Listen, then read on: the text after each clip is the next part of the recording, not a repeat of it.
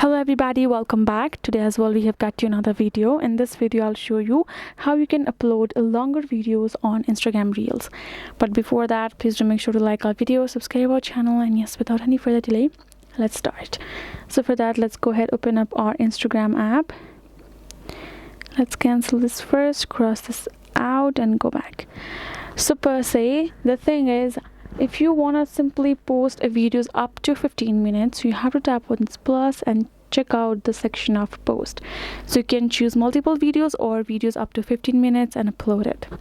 Now if you want to upload more than 60 sec, you're going to tap on this reel and you're going to choose your video of yours and tap on this next option, and again tap on this next and tap on edit video, and you can simply adjust your clips accordingly and make them up to the 90-second. So for us it's only 30 sec total video worth, but up to 90-second you will be able to make a video clip on your reel and upload it. More than that you cannot. As I mentioned before, till 15 minutes you have to post it as a post, not as a reel.